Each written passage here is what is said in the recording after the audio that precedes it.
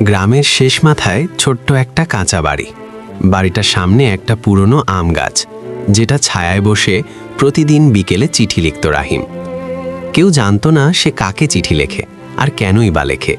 শুধু জানতো ওই সময়টায় তাকে কেউ ডাকলে সে শুনতো না, যেন শব্দগুলো কাগজে নামাতে নামাতে সে অন্য কোনো জগতে হারিয়ে যেত।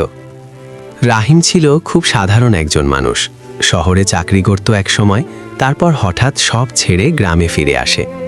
কেউ কারণ জানতো না, শুধু জানতো শহর থেকে ফেরার পর সে আগের মতো আর হাসত না। চোখে সবসময় একটা জমে থাকা কষ্ট। প্রতিদিন বিকেল হলেই সে আম গাছের নিচে বসত। একটা পুরনো খাতা, একটা নীল কলম আর পাশে এক কাপ চা। সে লিখত, প্রিয় তুমি, আজও তোমাকে অনেক মনে পড়ছে। এই তুমি কে সেটা কেউ জানতো না। গ্রামের লোকজন প্রথমে কৌতূহলী ছিল, পরে সবাই অভ্যস্ত হয়ে যায়। শুধু পাশের বাড়ির ছোট মেয়ে মেঘলা মাঝে মাঝে দূর থেকে তাকিয়ে থাকত। তার মনে হতো এই লোকটার ভেতরে অনেক কথা জমে আছে, যেগুলো সে কাউকে বলতে পারে না। একদিন বিকেলে হঠাৎ বৃষ্টি নামে। আকাশ কালো, বাতাস ভারী। রাহিম তবুও আম গাছের নিচে বসে থাকে। বৃষ্টির ফোঁটা খাতার পাতায় পড়ে, লেখাগুলো ঝাপসা হয়ে যায়। সে থামে না, কলম চালাতেই থাকে। হঠাৎ মেঘলা দৌড়ে এসে বলে, কাকা ভিজে যাবে, ভেতরে আসুন। রাহিম মাথা তোলে। অনেক দিন পর কেউ তাকে কাকা বলে ডাকল। সে হালকা হাসে, থাকুক মা, একটু বৃষ্টি তো কিছু না। মেঘলা তার হাত থেকে খাতাটা দেখতে পায়। আপনি কাকে এত চিঠি লেখেন? রাহিম চুপ করে থাকে। কিছুক্ষণ পর বলে, যাকে কোনোদিন আর চিঠি পাঠানো যাবে না। এই কথাটার মানে মেঘলা বুঝতে পারে না, কিন্তু তার বুকের ভেতর কেমন যেন করে। সেই দিন রাতে রাহিম খুব অসুস্থ হয়ে পড়ে। জ্বর, শ্বাস নিতে কষ্ট।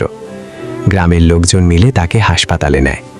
ডাক্তার বলে অনেক দেরি হয়ে গেছে, তার শরীর অনেক দিনের কষ্ট বয়ে বেড়াচ্ছে।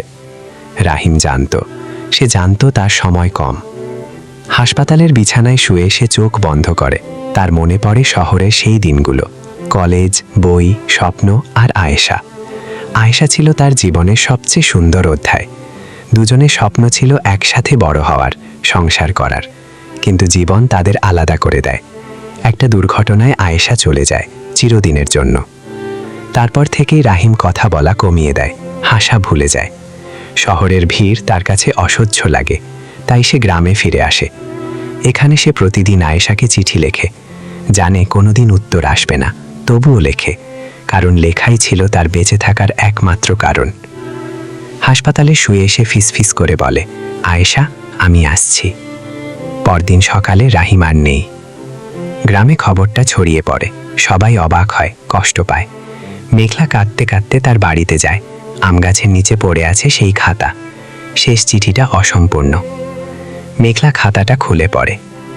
প্রিয় তুমি, যদি কখনো এই চিঠিগুলো কেউ পড়ে, সে যেন জানে ভালোবাসা কখনো মরে না। মানুষ চলে যায়, কিন্তু ভালোবাসা থেকে যায়। আমি প্রতিদিন তোমার কাছে ফিরে আসি এই শব্দগুলোর মাধ্যমে। মেঘলা বুঝতে পারে এই চিঠিগুলো শুধু একজন মানুষের জন্য নয়, এগুলো ভালোবাসার সাক্ষী। সেদিন থেকে আম গাছের নিচে কেউ বসে চিঠি লেখে না, কিন্তু বিকেল হলেই গ্রামের মানুষ বলে, এই গাছটার নিচে কেমন শান্তি লাগে। আর মেঘলা বড় হয়ে যখন লেখালেখি শেখে, সে তার প্রথম গল্পের নাম রাখে নীরব চিঠির শব্দ। কারণ সে জানে কিছু শব্দ কখনো উচ্চারণ হয় না, তবুও তারা সারা জীবন কথা বলে যায়।